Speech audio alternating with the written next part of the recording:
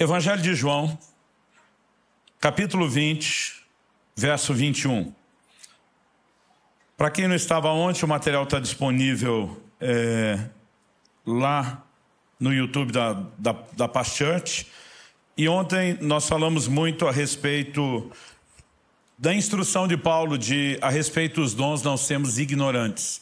A gente falou que o ignorante ali não é ignorar a existência. Paulo está trabalhando a ideia de não ignorar o funcionamento. E tentamos mostrar a dinâmica de operação dos dons, que é uma parceria entre Deus e os homens, né? Então há uma interação entre o homem e o Espírito Santo. E a gente falou que entender a natureza dessa parceria é a base de compreensão prática para o funcionamento dos dons.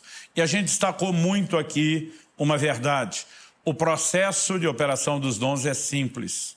O resultado pode ser espetacular, mas o processo é simples. Falamos sobre o testemunho interior, uma maneira que o Espírito Santo usa de nos dirigir, né? Que muitas vezes pode soar a princípio algo subjetivo, abstrato, vago para alguns, que é o que eu falei, que começa mais, né, com o que eu classifico de uma suspeita profética. Né? Suspeita profética é o que os pentecostais de antigamente resumiam numa frase: tem mistério. Né? Quando os caras diziam, vai rolar, estamos sentindo que Deus vai fazer. Então, falamos sobre essa importância de interagir, e hoje eu quero falar a respeito dos 9 dons, dar uma pincelada a respeito de cada um deles e começar te encorajando a entender o que é que aconteceu com Jesus e o que é que ele disponibilizou para nós.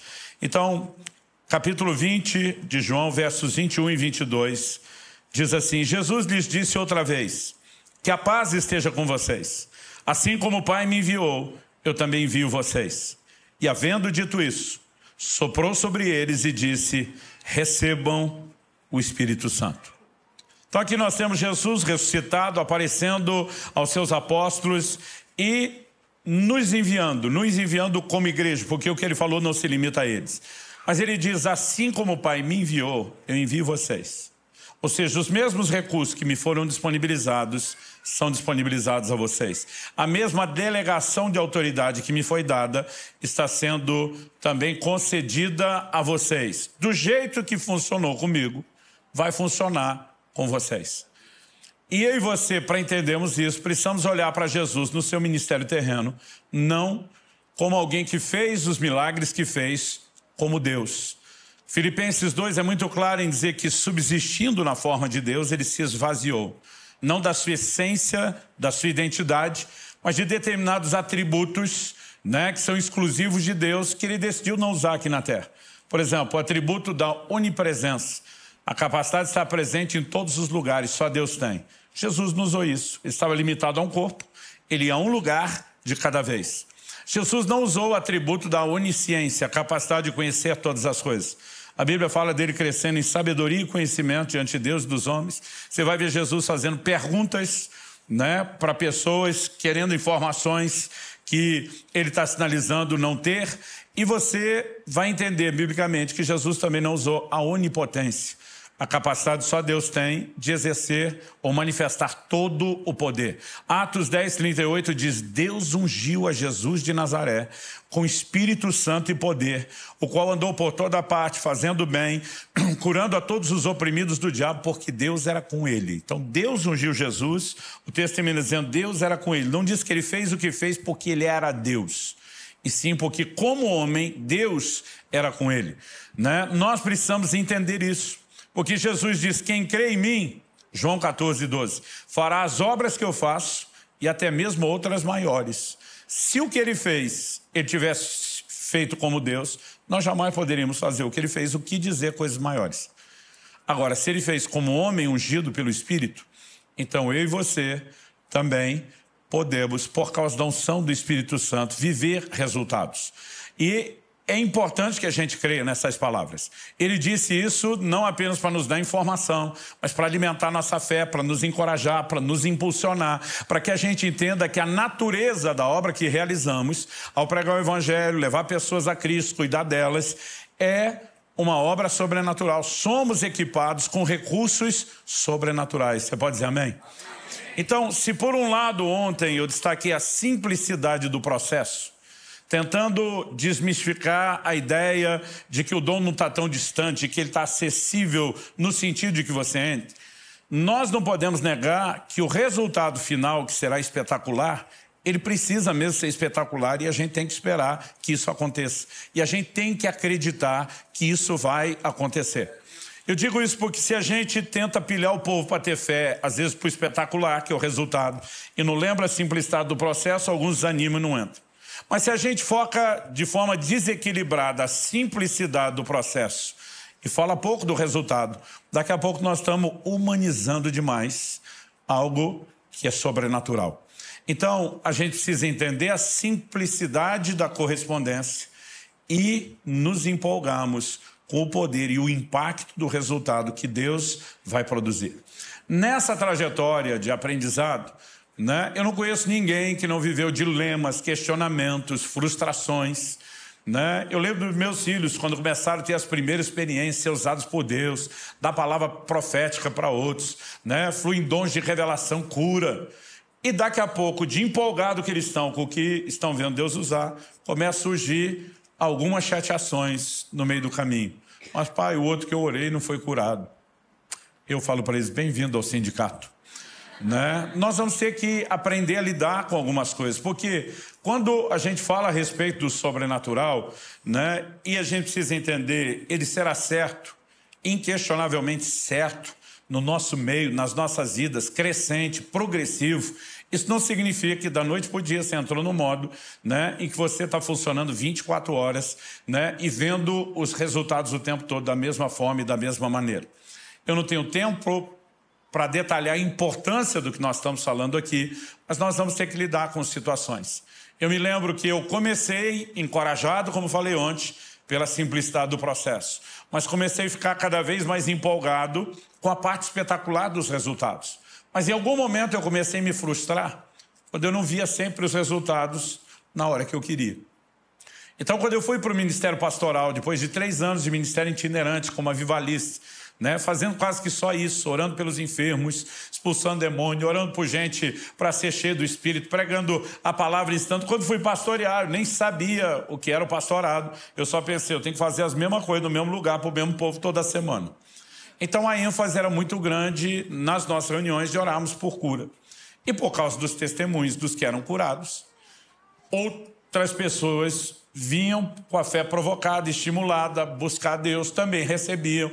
E quanto mais gente recebe, mais gente fala, quanto mais gente fala, mais gente está crendo, e aquele negócio vai se tornando crescente. Então, logo no início da minha vida do Ministério Pastoral, a gente vivia meio que aquela pegada de um estilo de uma conferência comprida, que foi levando tempo.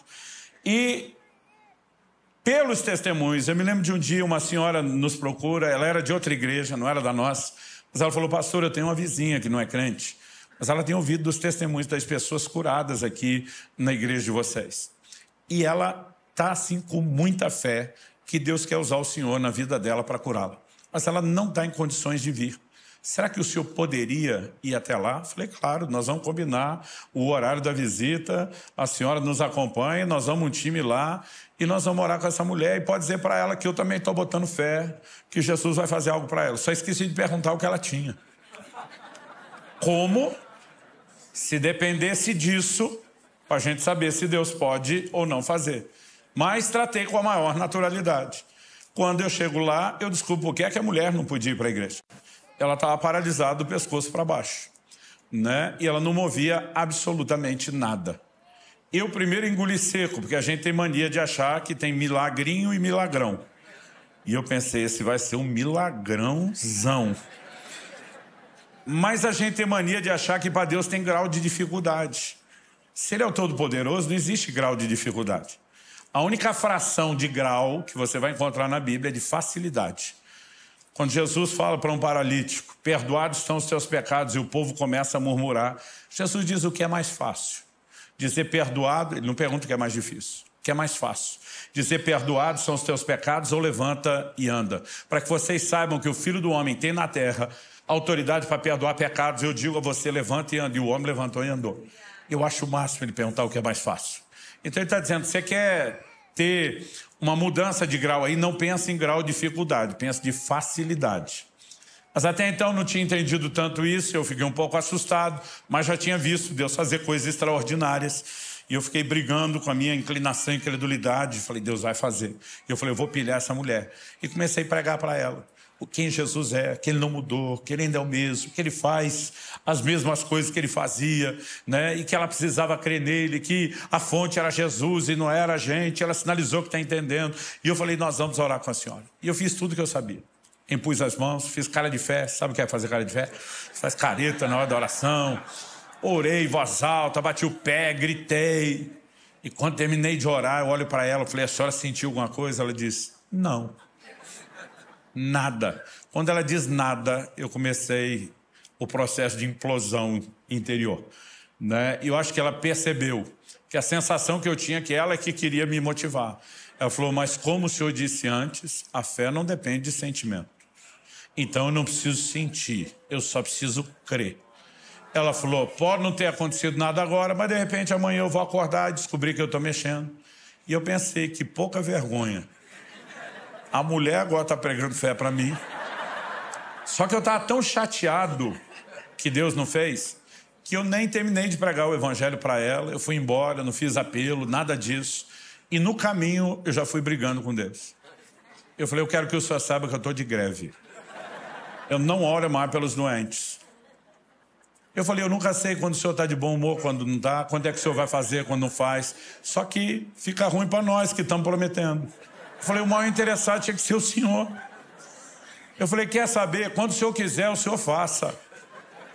Eu não vou tentar, eu não... Gente, vocês não têm noção do que foi aquela crise, aquele buraco negro que começou a me sugar para dentro de desânimo. Foi um negócio terrível. No dia seguinte, eu fui cedo de manhã para a igreja para orar, porque eu era o pastor da igreja, tinha convocado. Eu nem queria orar. Falei para Deus, eu não quero falar com você hoje. Eu não estou com vontade, eu estou chateado, eu estou em crise, e eu vou porque eu convoquei a reunião. Como se eu não falasse, ele não soubesse, de qualquer forma, né? Mas depois do tempo de oração, eu lembro que tínhamos um grupo de irmãos, a gente conversou um pouquinho, nós tomamos um café da manhã juntos, e daqui a pouco eu fui para o escritório, e quem que aparece? Aquela irmã que tinha me levado a orar com a vizinha. Quando ela chegou, eu só pensei, você de novo não. Ela falou, pastor, que bom que o senhor está aqui logo cedo, porque eu trouxe uma pessoa que quer te ver.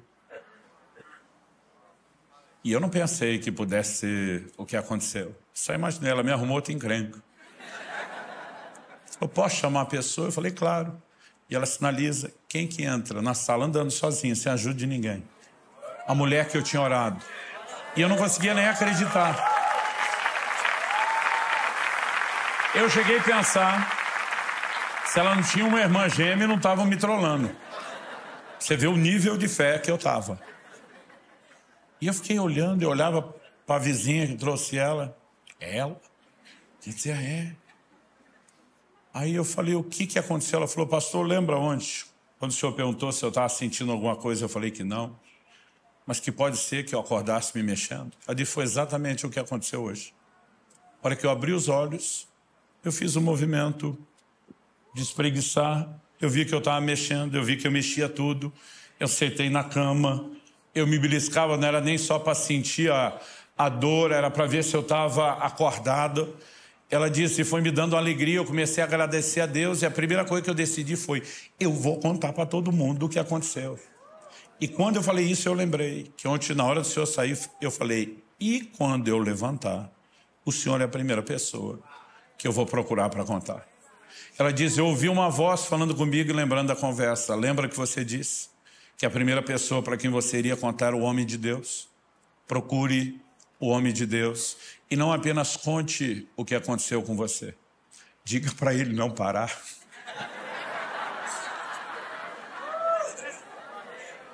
Diga para ele não desanimar. Lembre ele que eu coloquei nas mãos dele o dom de maravilhas. Diga para ele que ele ainda vai ver o cego enxergar, o surdo ouvir, o mudo falar, o coxo andar e o morto ressuscitar.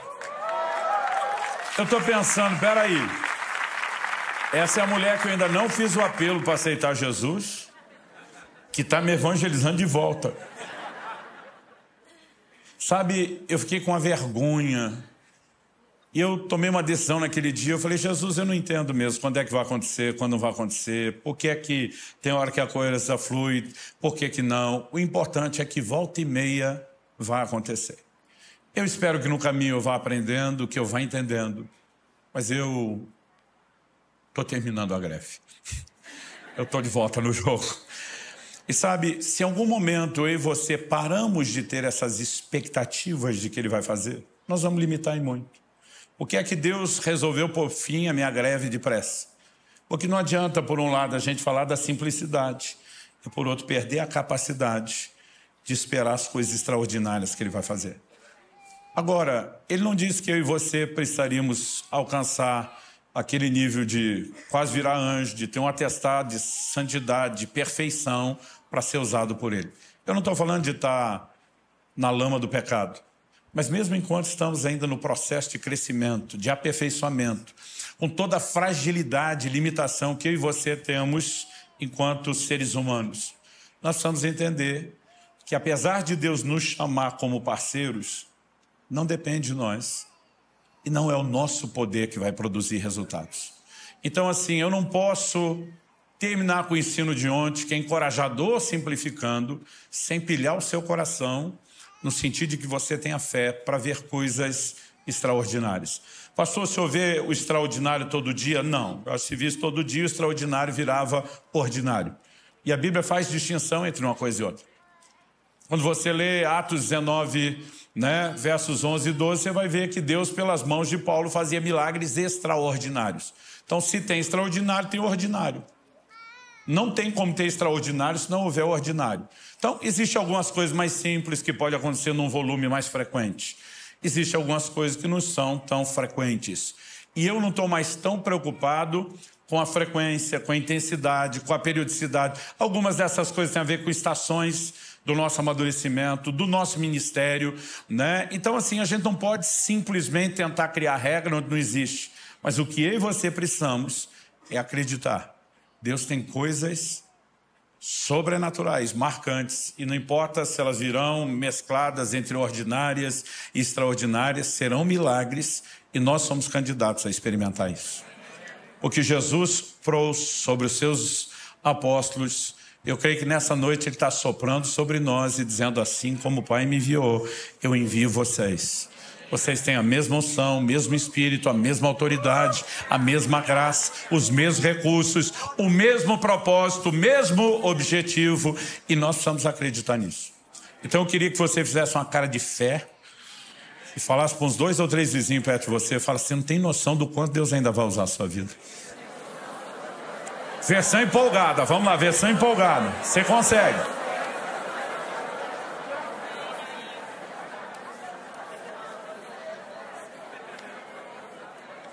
Agora, quando a gente fala a respeito dos dons, ontem nós já definimos, em parte conhecemos, em parte profetizamos. É justamente por esse em parte que quando falamos dos dons, da operação dos dons, ela é passível de erro. No sentido de que a gente pode fazer aplicações erradas. E é por isso que a Bíblia diz, buscai com zelo os dons espirituais. A gente tem que ser zeloso. Zeloso no sentido de aprender o quê? Eu e você não começamos operando nos dons sabendo tudo sobre eles. Em 1 Coríntios 14, 12, Paulo diz, visto que desejais dons espirituais, procurai progredir neles. Como que você progride? Então ontem eu falei, a gente aprende a mover movendo. E eu fiz muito laboratório, gente. Laboratório prático. Eu simplesmente queria entender como as coisas funcionavam. Então, às vezes eu estava num culto e me vinha uma palavra de conhecimento de cura. Eu pensava, se Deus está curando, não importa se eu vou falar ou se eu não vou falar. No final aparece o testemunho. Se aparecer, eu vou saber que o que ele me falou era ele. Nunca aparecia. Um dia eu ouvi alguém dizer, você já olhou a dinâmica da operação da Trindade na criação? O Espírito está pairando sobre a face das águas, com todo o seu poder, mas ele não faz nada enquanto Deus não diz, porque ele se move sobre a palavra. Então ele falou, a palavra de conhecimento ela tem que ser falada. O Espírito Santo vai trabalhar em cima do material. E aí eu comecei a fazer o teste. Eu lembro da primeira vez inseguro, falei, eu creio, pensei, a fé é minha, tenho direito de crer no que eu quiser. Falei, eu creio que Deus está curando alguém disso. Nem falei em nome dele para não criar problema para ele. E a pessoa foi curada na hora que eu falei. E nas várias vezes que eu testava, eu dizia, olha, eu creio que alguém está sendo curado disso aqui agora. Eu comecei a ver aquilo repetir. Eu falei, poxa, a gente realmente tem que falar. Mas ninguém tinha me explicado isso. Você não vai achar com clareza esse volume de detalhes. Muitas vezes, na hora que eu ia orar pelos enfermos, eu comecei a sentir sintomas de dor, de enfermidade no meu corpo. E eu chamei um outro amigo e falei, quero que você ore comigo. Ele falou, oro por quê? Eu falei, o cão está me atacando. Está tentando me intimidar para eu não orar pelos doentes. Tenta botar sintoma de enfermidade em mim que eu não tenho. Ele falou, como é que é? Eu falei, na hora que eu estou debaixo da unção de cura com as palavras, está me vindo uns negócios estranhos. Ele falou, para. A mesma coisa acontece comigo. Eu falei, então você também está debaixo de ataque? Ele falou, não. Eu descobri que isso é uma das maneiras que a palavra do conhecimento opera. Eu falei, como assim? Ele falou, não, eu no início pensei que nem você, mas vi uma outra pessoa dando um testemunho de que uma das maneiras que Deus comunicava na hora de orar por cura era a percepção do corpo. Eu falei, e aí? Ele falou, e aí que quando começou a acontecer, eu dizia, se tiver alguém aqui sentindo isso, isso, isso, eu descrevi o que eu estava sentindo. Eu vou orar por você. Ele falou, sempre aparecia alguém. Eu orava, sumia a dor da pessoa e a minha. Eu, sério? Ele falou, sério. Eu falei, ok. Vamos deixar o negócio de repreender o inimigo de lado. E o próximo culto eu fiz a mesma coisa. E eu lembro do momento, né? De eu parar de escrever. Tem alguém aqui sentindo isso e isso? A pessoa ergueu a mão, falou exatamente isso. Eu orei e sumiu a minha dor, sumiu a dela. Eu comecei a fazer isso todas as próximas vezes. Laboratório. Prática, você vai aprender a mover nos dons movendo. Então ontem também falamos sobre isso. Como se aprende a mover nos dons? Movendo. Todos podereis profetizar um após o outro, para que todos aprendam. É pela prática. Agora, a Bíblia também fala de supervisão, porque aprender com gente mais madura te livra de ficar quebrando a cara. Alguém disse que você pode aprender com os erros dos outros, não precisa nem ser só os seus.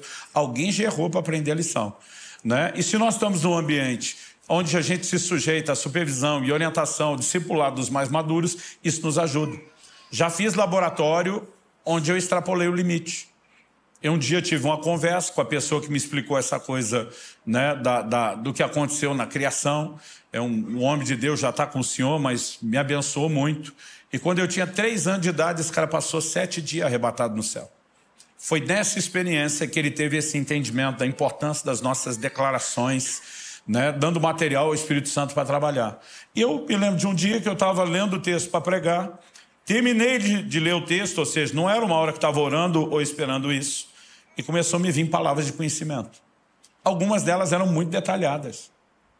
E eu me lembro de eu simplesmente parar e dizer, olha, tem alguém aqui que tinha uma cirurgia marcada para 1 semana atrás, ela foi remarcada para daqui 2 semanas, seu problema é esse, esse, esse. E eu comecei a dar palavras que não era uma coisa assim que, cabe para todo mundo.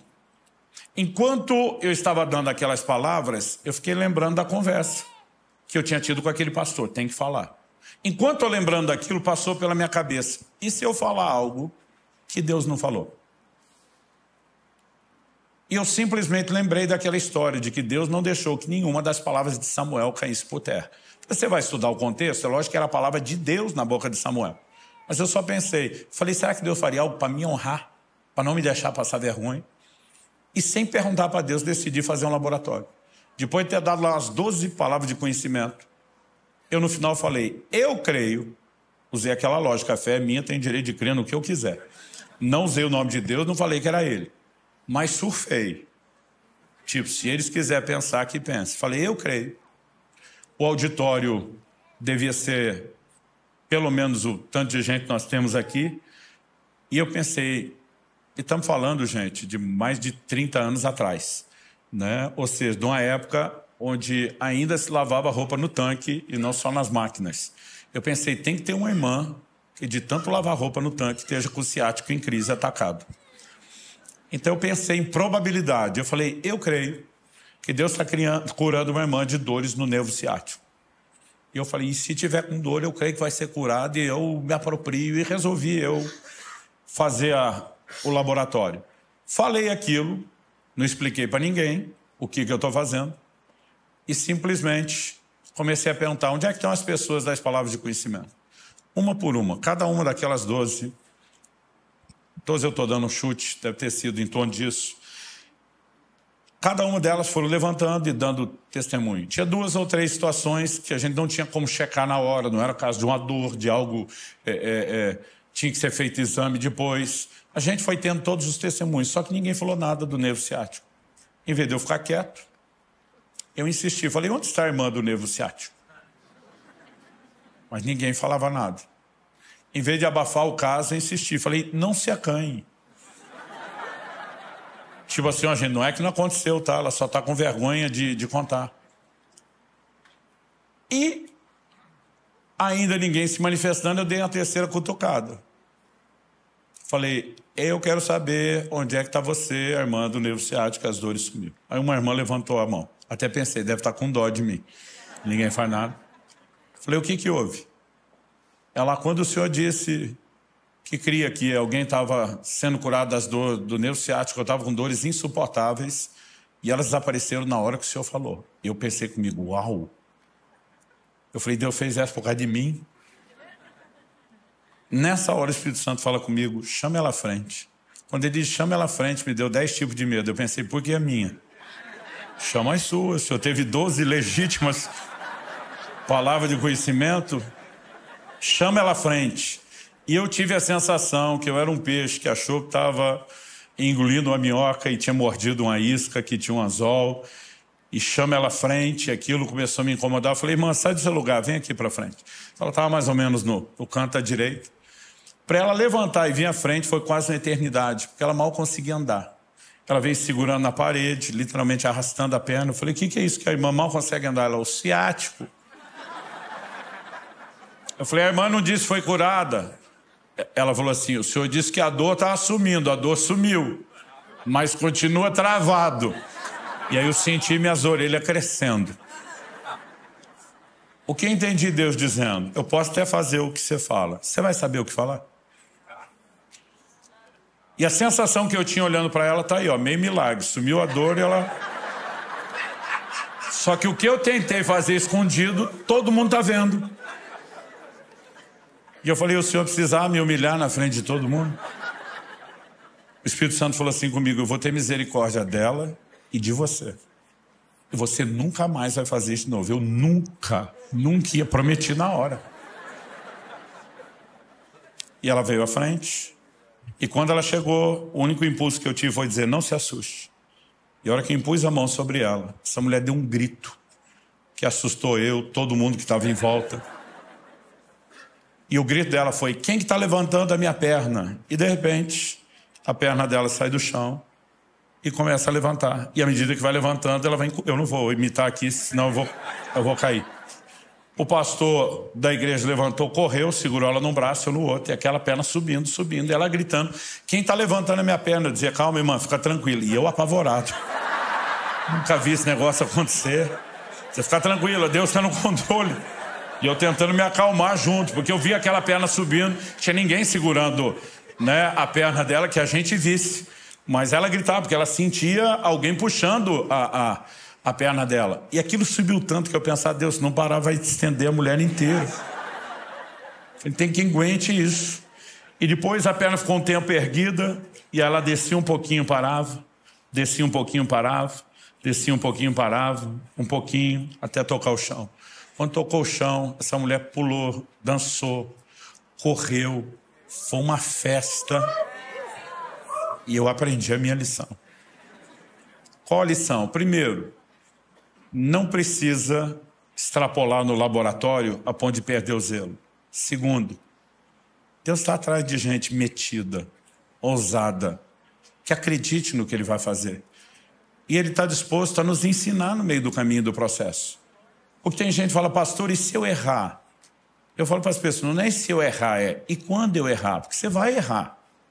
Nós não somos perfeitos e nós vamos aprender a fazer fazendo. É por isso que a gente tem que criar uma cultura que simplifique, né, a operação dos dons, que encoraje os novos, que dê oportunidade, né, às pessoas, olha, vamos compartilhar o que está sentindo. Depois a gente descobre se Deus está nisso ou não, mas vamos criar, porque quanto mais simples a gente torna o processo e a cultura, mais fácil de envolver as pessoas. Agora, o que todo mundo tem que acreditar, né, que está à nossa disposição recursos sobrenaturais. Então, naquele dia eu aprendi a minha lição, não brinque, mas também aprendi, eu não quero te expor, nem te humilhar, nem te envergonhar, que foi a minha sensação quando ele mandou chamar lá para frente, né? Depois eu comecei a perceber, eu falei, até quando eu erro, o Senhor está disposto a vir arrumando as coisas para que o seu nome seja exaltado, para que as pessoas sejam edificadas. Então, eu e você precisamos acreditar que, a despeito da nossa limitação, Ele vai nos usar. Amém? Então fala para alguém ao seu lado, fala, você não tem noção do quanto Deus ainda vai usar a sua vida. Agora, ontem nós lemos 1 Coríntios 12, e eu quero que você volte lá comigo. 1 Coríntios 12, do versículo 8 até o 10 diz, porque a um é dada mediante o Espírito a palavra da sabedoria, a outro, segundo o mesmo Espírito, a palavra do conhecimento. A um é dada no mesmo Espírito a fé, a outro no mesmo Espírito dons de curar, a outro operações de milagres, a outro profecia, a outro discernimento de espíritos. A um é dada a variedade de línguas e a outro capacidade para interpretá-las. Verso 11 ainda acrescenta, mas um só e o mesmo Espírito realiza todas essas coisas, distribuindo-as a cada um individualmente conforme Ele quer. Então, uma das coisas que Paulo, pelo Espírito de Deus, está sendo dirigido a ensinar não só a igreja de Corinto, mas prover um registro para nós, é que nós temos aqui descrita 9 manifestações ou dons do Espírito Santo. Então Paulo não quer só dizer, olha, um pode ser usado numa área, outro na outra, porque ele detalha 9 manifestações específicas. E 9 na tipologia bíblica é um número associado à frutificação. Quando você olha o fruto do Espírito, ele tem 9 características. Sabe, algumas coisas interessantes a respeito dessa simbologia do número 9. Então, nós temos 9 manifestações ou dons do Espírito. Você não tem que experimentar todos eles, né? Outro dia eu vi um irmão que falou para mim, pastor, além de estar pedindo a Deus para que eu seja o mais humilde de todos, eu quero que Ele me use em todos os dons do Espírito Santo. Eu fiquei olhando e falei, é um bom combo, você vai precisar de muita humildade mesmo. Né? Então, assim, não significa que a gente não possa transitar uma vez ou outra e ter experiências. Ao longo de 35 anos de vida no Espírito, eu posso te dizer que eu já tive pelo menos uma experiência com cada dom. Mas tem 3 deles que são os mais intensos na minha vida, né? Os outros são manifestações raras. Desses 3 intensos, a gente tem áreas que você diz, puxa, isso aqui ainda é mais forte do que outros. O que eu e você precisamos entender é que nesse capítulo 12, Paulo vai falar a respeito do corpo. E ele vai dizer que nós somos diferentes membros, enquanto indivíduos somos membros, mas que na totalidade somamos o corpo. E que os diferentes membros dão ao corpo a função completa que ele precisa. Então, se Deus te usa com revelação, você não precisa necessariamente ser um instrumento de Deus na área de cura. Se Deus te usa na área de cura, você não precisa necessariamente profetizar. Não estou dizendo que não possa acumular-se manifestações, mas eu estou dizendo, o que a gente precisa mirar não é todos, é pelo menos um. Porque de vez em quando eu vejo uns crentes, né, que eles acreditam, e ontem eu brinquei com isso, que a função deles no corpo de Cristo é ser uma verruga, que malemar tá para enfeite, não é olho, não é boca, não é mão, não é pé, é só uma verruga, né? Eu digo, e nem enfeitando tá, né? E alguns acreditam que são apêndice, se tirar não faz a menor falta, tá tudo bem, e você precisa entender que não, pelo menos uma dessas manifestações Deus tem reservado para você. Agora eu vou falar sobre as 9 para todo mundo, porque o que não serve para um serve para o outro. E tem coisa que você não sabe se hoje vai servir para você ou não, porque ela pode se manifestar depois no futuro. Então eu quero dar um panorama a respeito dos 9 dons do Espírito. A primeira coisa que eu quero fazer é distingui-los em 3 categorias de 3 dons cada. Por exemplo, em 1 Coríntios, no capítulo 14, no verso 26, Paulo diz assim, que fazer então, irmãos? Quando vocês se reúnem, um tem salmo, outro tem ensino, esse tem revelação, aquele fala em línguas, outro interpretação. que tudo seja feito para edificação. Um dia alguém falou para mim, pastor, descobri o 10º dom do Espírito, é a revelação, que Paulo esqueceu de pôr lá na lista de 1 Coríntios 12. Eu sorri para ele e falei, querido, ele não esqueceu. O que ele está falando aqui é uma aplicação genérica de um grupo de dons. Tem 3 dos 9 dons que tem característica de revelação. Então, eu quero te mostrar por que é que a gente pensa nesses 9 dons, nessa subdivisão de 3 categorias de 3 dons cada. Vamos pegar um pouquinho, apesar de não poder me aprofundar isso pelo tempo, na tipologia bíblica. Vamos começar lá. Eu gosto de dizer que o Velho Testamento ilustra o Novo, enquanto o Novo explica o Velho. Uma das figuras relacionadas à pessoa do Espírito Santo que você encontra lá no tabernáculo é o candelabro. Em Zacarias 4, Deus pergunta para o profeta, né, o anjo pergunta, o que é que você vê? Ele diz, um candelabro de ouro puro. Qual é a resposta? Você viu bem, não por força, nem por violência, mas pelo meu Espírito. Há uma associação direta entre o candelabro e a pessoa do Espírito. No Antigo Testamento, a lâmpada deveria ser mantida acesa. No Novo Testamento, Paulo escreve aos Tessalonicenses, diz, não apagueis o Espírito. Então, há uma relação. No tabernáculo, tudo que é madeira revestida de ouro, você vai entender que tem uma tipologia de um misto de humanidade com divindade e, normalmente, esses objetos remetem à pessoa de Cristo. Mas o candelabro era feito de ouro puro. Não tem madeira, não tem elemento humano, é totalmente divino. É aquilo que ilumina e aquece a casa de Deus, uma figura perfeita do que é a ação e a obra do Espírito Santo. O candelabro, por instrução de Deus, tinha uma haste central. Dessa haste central, saíam 3 braços de um lado, 3 braços do outro. Seria um total de 7 lâmpadas.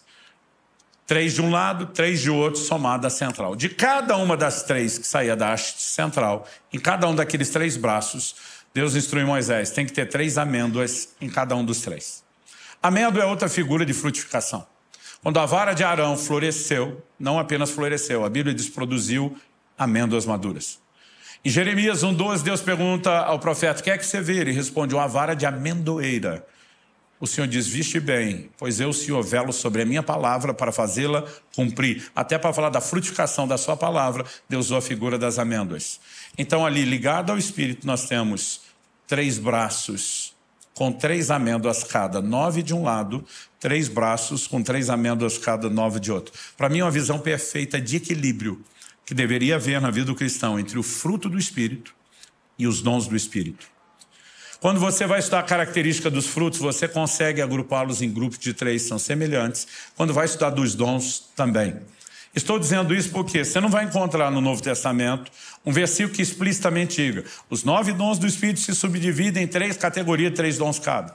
Mas há citações genéricas que abrangem mais de um dom. Por exemplo, Paulo usava muito a expressão poder. E normalmente ele usava isso para falar do quê? De manifestações de milagres.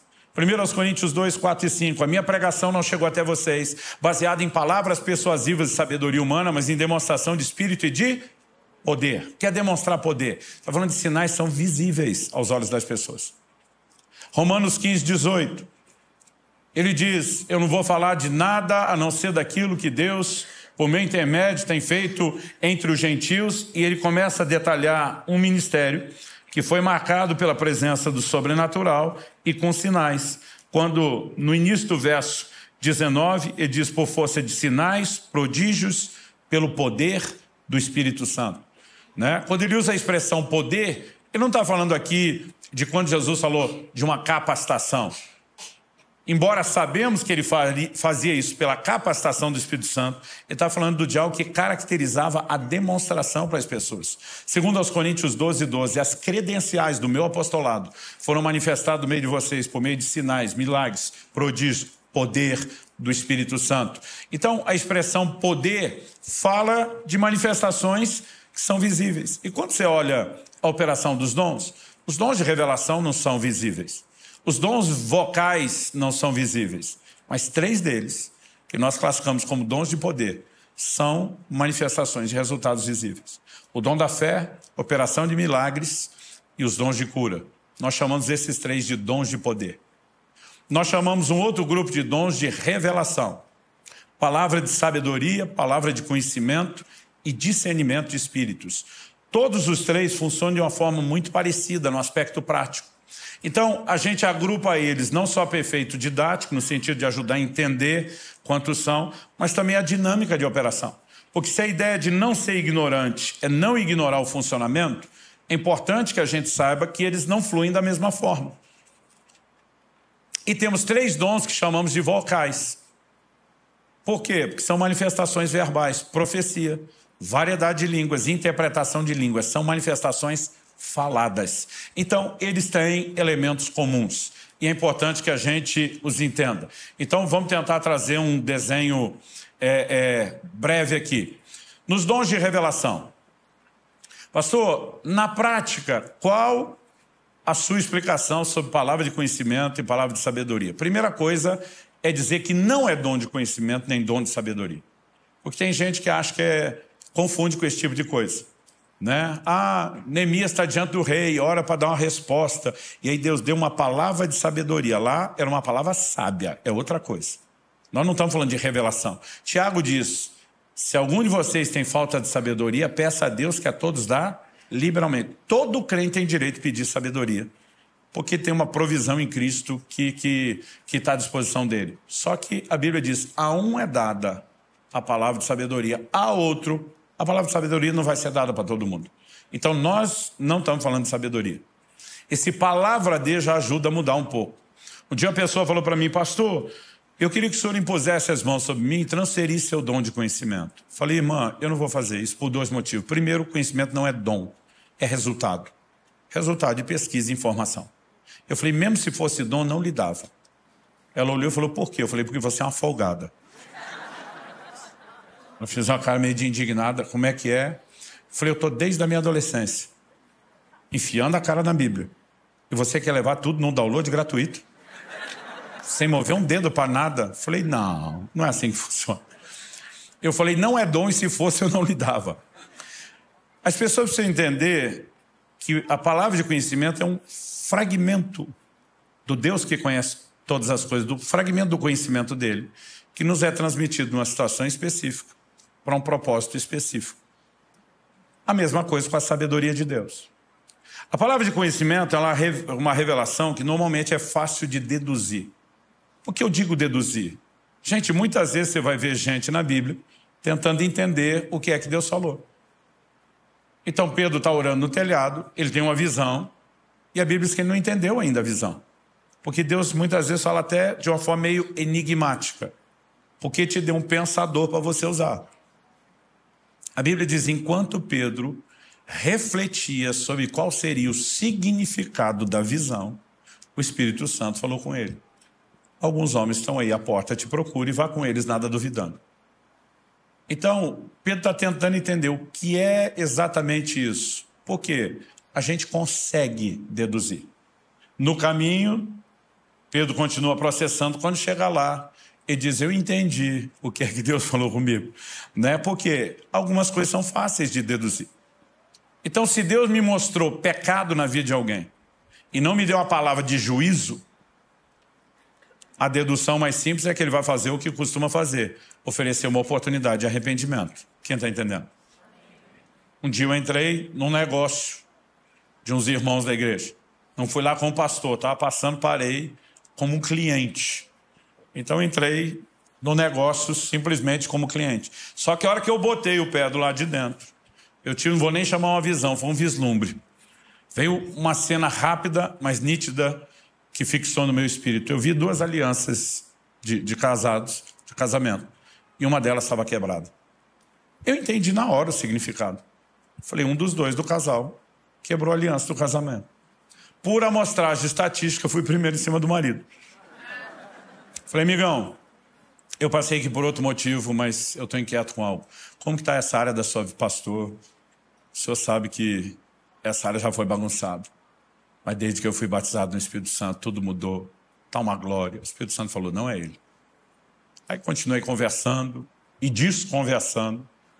Fiz tudo o que tinha que fazer, esperei, dei uma enrolada. Antes de sair, eu falei, sua esposa está aí? Ele falou, tá. Eu falei, posso falar com ela? Ele falou, pode. Ele chamou ela, quando ela veio, eu falei, querida, deixa eu ser bem direto com você. Eu botei o pé aqui dentro, Deus me deu essa visão. Fui primeiro em cima do seu marido, suspeitando que pudesse ser ele. E Deus me disse que não é ele. O que você tem a me dizer? Ela começou a chorar. Pastor do céu, foi uma vez só. Falei, irmã, a questão não é quantas vezes aconteceu. A aliança está rompida e tem que ser consertada. Deus só mostra isso com um motivo. Ele está oferecendo perdão, restauração, mas a restauração envolve uma coisa. Aquele homem tem que saber o que aconteceu. Então a pergunta agora é, quem de nós dois vai falar para ele? Pastor, o senhor não vai fazer isso com o meu casamento? Não, eu não vou fazer nada. Quem fez foi a senhora. Deus me mandou aqui para consertar. O senhor tem razão. Quem vai ser eu ou você? Ela falou. Eu com o senhor junto. Gente, eu queria dizer para você que porque Deus interviu, o processo é rápido, é indolor. Não é. O pecado tem um custo alto, mas Deus reescreveu a história daquele casal. Foi lindo. Toda vez que Deus me mostra um pecado, se ele não der uma palavra de juízo, eu deduzo. Ele quer promover restauração. Se ele me mostra alguém doente, eu entendo na hora. Qual o propósito de uma revelação? Deus mostrou que você está com dor de cabeça. Puxa, que bom que você avisou. Mas eu já sabia. Minha cabeça que está doendo. Não era para te avisar, né? Não. Então o que eu faço com a revelação? Sei lá, tomo uma Neosaldina. Aqui é um terreno bem mais simples de você deduzir, até de checar. Agora, palavra de sabedoria é uma revelação seguida de conselho. Aqui é uma revelação só. Você comunica e deduz. Revelação seguida de conselho, o conselho é parte da revelação. O que é que José fez com o faraó? Quando interpreta o sonho, ele está dando uma revelação. Virão 7 anos de prosperidade, 7 anos de fome. Ele diz, se você souber provisionar no tempo da prosperidade, não só vai sobreviver na fome, mas vai consolidar o seu reino. Conselho. Revelação seguida de conselho. Segundo livro de Reis, capítulo 6. O profeta Eliseu diz para o rei de Israel, o rei da Síria colocou ciladas contra você em tal e tal lugar, não passe por lá. Saber que tinha cilada, revelação. Orientar onde está para não passar, conselho. E a Bíblia diz que o rei mandava checar todas as vezes, né? Eliseu estava certo quando falou isso. Então, é um outro tipo de experiência. Eu costumo sempre contar uma história envolvendo meu filho, Israel, quando ainda era solteiro. Um homem de Deus me aborda e falou, você já é casado? Eu falei, ainda não. Ele falou, mas Deus me mandou te dar uma palavra para quando você estiver casado. Ele disse, quando você estiver casado e o seu primeiro filho nascer, e esse menino estiver com 2 anos e meio de idade, vai acontecer isso. E deu detalhes da situação. E disse, se nesse dia você agir da forma errada, que é essa, o seu coração e o dele vão começar a se distanciar e vocês vão se desligar. Mas se você agir da forma correta, que é essa, o coração de vocês vai se ligar de forma sobrenatural. Tudo que eu pensava é, se o que ele está falando for verdade, quando aconteceu eu nem lembro. O que eu pensei, o tempo que vai levar. Levou 1 ano para eu casar, depois que ele falou. 2 anos e meio para o Israel nascer. Então, quando meu filho nasceu, eu já fazia 3 anos e meio. O que ele falou ia acontecer quando o menino tivesse 2 anos e meio. Ou seja, 6 anos depois. Mas aconteceu. E quando aconteceu, eu lembrei. Não foi uma lembrança qualquer. Foi como se passasse um filme na minha frente. E eu vi aquele camarada dizendo aquilo tudo de novo. E o pior, ou o melhor, eu estava fazendo exatamente a coisa errada. E a lembrança me permitiu corrigir. E não só corrigir. Algo sobrenatural aconteceu entre eu e meu filho aquele dia. E eu sou grato a Deus por isso. O que foi isso? Uma palavra de sabedoria. Já o discernimento de espíritos, ele tem a ver com a percepção do mundo espiritual. Ou de coisas espirituais. A maioria dos crentes, quando fala discernimento de espírito, ele acha que é sobre libertação e lidar com o demônio. O discernimento de espírito não se limita a perceber um espírito ruim. Toda visão de anjo na Bíblia, ou do próprio Jesus ressuscitado, é uma manifestação do discernimento de espíritos. É quando Deus abre os nossos olhos para perceber a realidade espiritual, ou algum nível de percepção, mesmo que não seja a visão, para que você entenda essa realidade que normalmente não costuma ter acesso. O que esses 3 exemplos, esses 3 tipos de dons têm em comum? Eles normalmente se manifestam ou pelo testemunho interior, e eu comecei por eles, não por ordem de importância, é porque está fresco, ontem a gente falou muito do testemunho interior. Então, normalmente eles se manifestam ou pelo testemunho interior, ou por meio de visões. As visões, elas têm uma carga de revelação mais detalhada. E eu não sei explicar para você a diferença. O testemunho interior ele é mais vago, é mais abstrato, é mais subjetivo.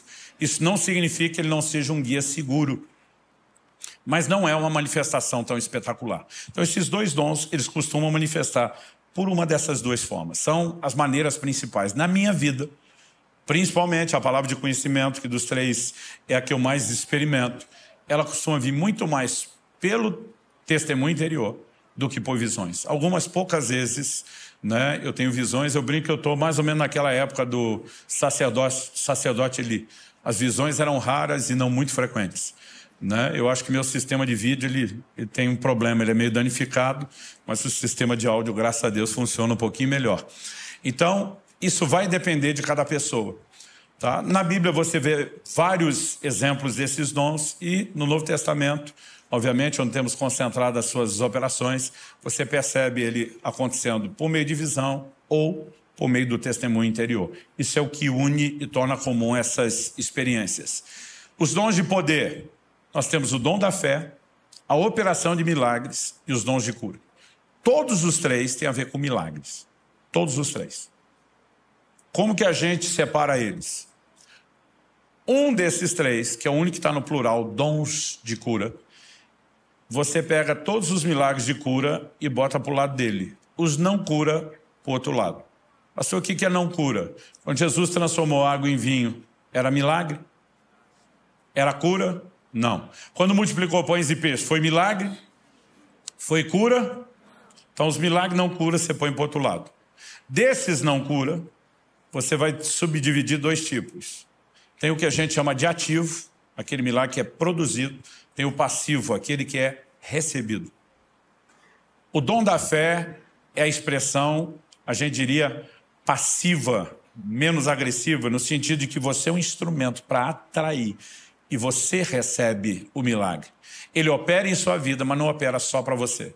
Porque o propósito dos dons, sempre no seu fim proveitoso, é a edificação de outros, a promoção do senhorio de Jesus. Então não é mero suprimento pessoal. Mas a operação de milagres é Deus nos levando a produzir isso para os outros. Você vai encontrar eles tanto no Velho como no Novo Testamento. Então, por exemplo, quando Josué para sol e lua, nós temos a operação de milagres. Quando Moisés abre o mar vermelho, operação de milagres. Né? Dei dois exemplos de Jesus transformando água em vinho e multiplicando pães e peixes, operação de milagres. Mas, por exemplo, quando Sadraque, Mesaque e Abdinego são lançados na fornalha, mas não são queimados, a Bíblia atribui lá em Hebreus 11 um vínculo com fé. Alguns pela fé apagaram a força do fogo. A pergunta é fé comum? Fé normal? Porque o dom da fé não é a fé que todo crente tem. O que você recebeu, a Bíblia chama de uma medida de fé. Essa medida de fé, ela pode e deve crescer. Ela tem que se desenvolver. Mas o dom da fé, eu chamo ele de uma fé emprestada. Imagina sua fé vem crescendo, desenvolvendo, ela está mais ou menos nesse nível. Mas o nível necessário para um milagre está aqui. Há momentos onde Deus preenche e traz um complemento entre o que você tem e o que você falta. O que te falta para te levar a experimentar algo. Normalmente, nesses milagres, ele não está suprindo você. Você pode ser beneficiado no processo, mas ele não está suprindo você. Quem foi o grande beneficiado com o livramento dos três? O próprio Deus e o reino de Deus. O imperador do reino mundial dos seus dias baixa um decreto dizendo: bendito seja o Deus de Sadraque, Mesaque e Abdinego. Ele vai ser adorado e temido em toda a extensão do meu império. Quem blasfemar contra ele vai ser morto. Deus se engrandeceu colocando aquela turma na vitrine. Dá para entender a diferença? A única vez que eu experimentei o dom da fé na vida, que eu tenho certeza absoluta, que eu digo, né, eu não tinha essa fé, eu andei 200 e tantos quilômetros com um carro sem gasolina. Mas Deus não fez isso por causa de mim. Deus fez isso por causa de uma carona que eu estava dando e uma pessoa que precisava do testemunho de Jesus. Agora, a operação de milagres, muitas vezes também não tem a ver só com alguém ser suprido, como Deus também usar aquele cenário para que o nome dele seja engrandecido. E aí, o Novo Testamento é cheio, né, de descrições de operações de milagres e dos dons de cura. Mas aqui tem uma operação que é muito mais ativa. Então, por exemplo, algo que alguns perguntam, pastor, onde a gente põe isso? Morto ressuscitar, para mim, operação de milagres ou maravilhas, em vez de cura. Né? Milagres criativos.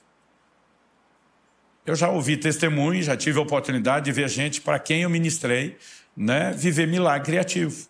Não são tantas vezes, com tanta frequência, mas já teve. A mais marcante foi a primeira que eu aprendi, né, com isso foi em 1992. Eu orei para uma mulher que não tinha útero e Deus recriou um útero dentro dela. Foi uma bagunça no hospital, até porque a forma como ela perdeu foi por causa de uma imperícia médica, tinha todo um temor de processo contra o hospital, o Estado, porque esqueceram uma tesoura dentro dela.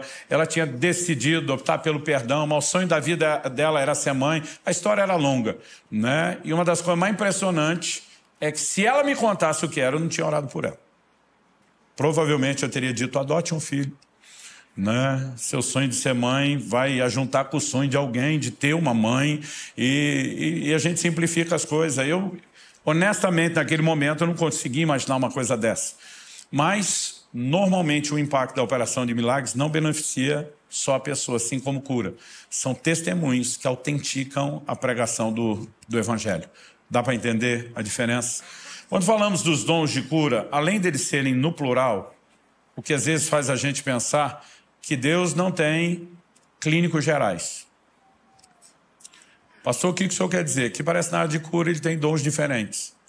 Então, alguns têm mais graça numa área do que outros.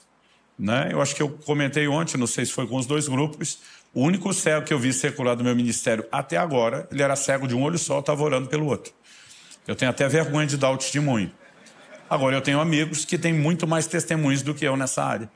Mas na área ortopédica, vamos falar assim, estrutura óssea, pensa numa coisa que eu vejo com frequência, né? Rins. Aliás, deixa eu falar isso já. Eu creio que alguém vai sair daqui dessa reunião. Eu não sei se isso vai acontecer quando chegar em casa ou ainda aqui na igreja. E você, quando for ao banheiro urinar, vai ouvir o barulho das pedras que estão saindo dos seus rins batendo no vaso. Eu tenho visto isso acontecer com frequência. É uma coisa assim, né? Há áreas que a gente vê mais, né? E eu sinto que esse sinal está ligado a alguém do grupo. Está transmitindo isso. Pode acontecer com você que vai estar em casa também, né? Então, há algumas áreas que eu vejo com mais frequência. E eu acho que isso tem a ver com aquilo que, de alguma forma, Deus decidiu confiar e depositar. E, às vezes, eu não vejo isso na vida de amigos, mas eles têm coisas que eu também não tenho. Então, mesmo quando falamos de um dom, esse talvez diferente dos outros, porque é o único que está no plural, ele tem uma variedade ainda maior de operação. E quando a gente entra nessa área, todo crente pode orar com pessoas e ver gente ser curada. Porque Jesus disse, esses sinais seguirão aos que creem. Imporão as mãos sobre os enfermos, em meu nome eles serão curados. As pessoas não são curadas só pelos dons. Elas podem ser curadas pela fé delas, elas podem ser curadas pela sua fé em posição de mãos, ela pode ser curada com os presbíteros da igreja, ungindo com óleo em nome do Senhor, né? Mas, quando os dons entram em operação, tem um elemento diferenciado. Por exemplo, às vezes eu quero orar com alguém, eu estou lá, eu vou aplicar fé e eu sei que eu posso ter resultado. Às vezes eu vejo que a pessoa está aplicando fé, ela pode ter resultado. Mas quando os dons entram em operação, é certo e seguro que vai acontecer. Às vezes a fé da pessoa ativou o dom. E aí o negócio vai tendo desdobramentos, mas é certo e seguro. Então, toda vez que eu estou ministrando e tem uma palavra de Deus, eu já aprendi a não hesitar. Né? Se ele está dizendo, eu vou fazer, o negócio já está garantido, só está esperando para se manifestar. E com o tempo, obviamente, nós vamos aprendendo na própria experiência a lidar com isso, a refinar o processo, né? Inclusive a forma de falar com pessoas. Então, hoje, raramente eu dou uma palavra para alguém em público no microfone. Se Deus não me der a convicção de que a igreja tem que participar daquilo, eu simplesmente deixo o microfone de lado, vou lá e falo para a pessoa. Às vezes é uma situação que é muito pessoal, né? Às vezes existem outros motivos. Então, com o tempo, o progredir dos dons, você vai aprendendo muita coisa. Mas o que eu e você precisamos entender, esses dons de poder, eles têm uma dinâmica de funcionar na inspiração. Né? Ela simplesmente é momentânea, é repentina, e algo que eu tenho aprendido é que se você perder a onda, talvez você não vá surfar mais. Né? Então a gente tem que ser muito sensível a alguns desses momentos, né, para simplesmente corresponder com Deus e fazer. O que eu contei lá do carro, eu entrei no posto para abastecer, o Espírito Santo falou comigo, se você parar a abastecer, você perde a conversa, que tinha sido muito difícil começar. Eu peguei, voltei para a estrada, mas pensei, qual a diferença de parar no posto ou na estrada? Porque o carro vai parar. Mas a hora que eu pensei isso, uma outra coisa veio na minha cabeça. O problema agora não é mais seu. E uma chave virou. Eu enlouqueci. Eu ia até a China com aquela brasilinha, era uma Brasília 74. Eu andava em cima d'água, eu fazia qualquer coisa. É inexplicável. Muitas vezes, nesse terreno da operação de milagres, ou mesmo dos dons de cura, às vezes eu tenho a fé, que eu sei que não é minha fé. Porque depois ela some. Do jeito que vem, ela vai embora. Ela me deixa a inspiração de que a minha pode continuar crescendo. Mas eu sei que não é. Mas, em relação aos dons vocais, nós temos de um lado... O tempo passa mais rápido aqui em São Paulo ou é impressão minha? Nós temos de um lado profecia e vou colocar do outro línguas com interpretação. Porque línguas e interpretação é uma manifestação conjunta. Eles podem até acontecer por meio de duas pessoas distintas. Mas os dois têm que fluir combinados. Então Paulo diz assim, o que profetiza, 1 Coríntios 14, 5, é maior do que o que fala em línguas, a não ser que também interprete para que a igreja receba edificação. Então ele bota a coisa mais ou menos assim. Profecia é tipo uma nota de 100. Línguas uma de 50. Profecia maior do que línguas, a menos que você bote outra de 50, a interpretação. Então aí tem o mesmo peso, porque com a interpretação, as línguas são inteligíveis, ela cumpre o seu propósito. Agora, seja profecia ou línguas com interpretação, o propósito é a edificação. Né? A Bíblia é muito clara nesse sentido. Então, assim, quando a gente fala de línguas com interpretação, esse é um assunto que merece um outro seminário inteiro. Nós não estamos falando da experiência que o crente tem quando é batizado no Espírito Santo, passou a falar em línguas. Eu chamo isso de a linguagem sobrenatural de oração. Todo crente pode experimentar ou falar em línguas. Nem todo crente vai ter variedade de línguas, um dos 9 dons. Todo crente tem fé. Nem todo crente terá necessariamente o dom da fé, um dos 9. Não é porque o nome é parecido, porque a gente está falando a mesma coisa. Então, a respeito da questão das línguas, línguas com interpretação são uma manifestação profética que visa comunicar. Uma dá sentido ao que a outra fala. Não é necessariamente tradução, embora eu me lembre quando criança de uma reunião que foi muito impactante, porque uma senhora da igreja levantou falando em línguas, um senhor interpretou, ou vice-versa, e uma terceira pessoa atestou o que tinha acontecido. Ela dizia, vocês me conhecem e sabem que eu sou uma russa que fala o russo fluente. Fulana, que mal sabe o português, levantou falando em russo fluente. O abençoado aqui, que também não é essas coisas, interpretou exatamente o que ela falou. Eu estou assistindo pasma e só sou a testemunha. Aquilo que é um temor sobre todo mundo, porque a mensagem era Deus chamando o povo para a reconciliação, para o perdão.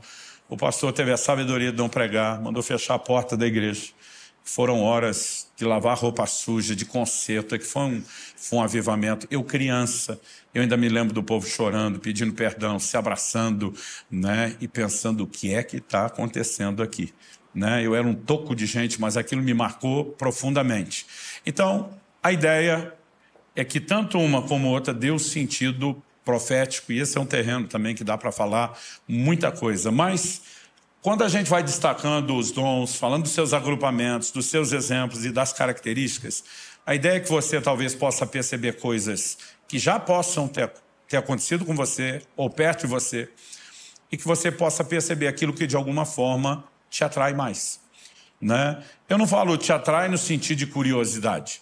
Por exemplo, se fosse por curiosidade, o primeiro dom que eu escolhi era direto o discernimento de espírito e eu queria ver anjo e Jesus o tempo todo. Mas quando fala dos dons de revelação, desde o início, inexplicavelmente, a palavra de conhecimento me atraía. E era algo pelo qual eu orava. E foi uma das manifestações que se tornaram mais frequentes na minha vida. Quando Paulo diz, porque eu falei isso ontem numa das reuniões, na outra não, eu não lembro em qual que eu esqueci, me permite repetir de novo, caso você tenha ouvido, quando ele diz, buscai com zelo os melhores dons, as pessoas perguntam, pastor, quais são os melhores? Tem uma lista de 4 top e 5 medíocre? Não. Os melhores são os melhores aos seus olhos. Todos eles são importantes para a edificação da igreja, mas alguns vão ser mais atraentes para você. E aqui nós temos um paradoxo que tem que ser entendido. A Bíblia diz que o Espírito Santo distribui os dons conforme lhe apraz. Então é ele que decide. Mas a Bíblia manda eu buscar aquilo que eu acho melhor. É ele que decide ou sou eu?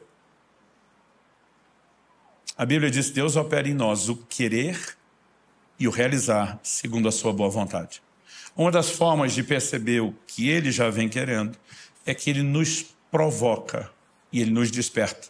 Então, normalmente, nós vamos filtrando isso enquanto vamos orando e tentando conciliar, né? Mas essa busca que eu falei ontem, ela se dá principalmente por meio de oração. Eu sei que a maioria dos crentes quer um atalho. O que me para de gente é aeroporto. Pastor, bota a mão na minha cabeça, transfere um dom aí, né? Eu digo, como é que é? Transfere um dom aí. Não, eu sei que o senhor acredita nisso. Falei, o fato de eu acreditar não quer dizer que é generalizado e que é assim para todo mundo em todo lugar, né? A gente só pode fazer isso. Paulo fala para Timóteo, não seja negligente com o dom que é em ti, o qual te foi dado mediante imposição de mãos do presbitério e profecia.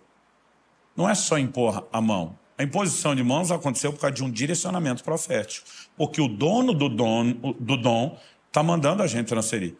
Então, quando Deus me dá uma palavra para transferir, eu vou impor as mãos. Quando Ele não dá, não adianta você vir sugar com a sua cabeça, que não vai funcionar assim. Agora, o que cada um de nós precisa entender, quem é a fonte? Ela já está dentro de você. A gente precisa parar de achar que a fonte são os outros que Deus levantou. Se Deus quiser usar os outros, Ele vai te achar, você não precisa nem pedir. Vai por mim, Ele vai te achar. Agora, se Ele não usar alguém para transferir, isso não significa que você não possa receber o dom. Tá? Agora, na minha vida, eu já recebi, tanto diretamente do Senhor, como através de pessoas. Aquilo que eu recebi através de pessoas, eu nunca pedi. Simplesmente veio porque pessoas foram movidas por Deus, e a prova que foram é porque realmente houve transferência. Mas você não precisa preocupar com o meio. Você só precisa acreditar. O que move os dons já habita dentro de mim. E não tem nada melhor do que isso.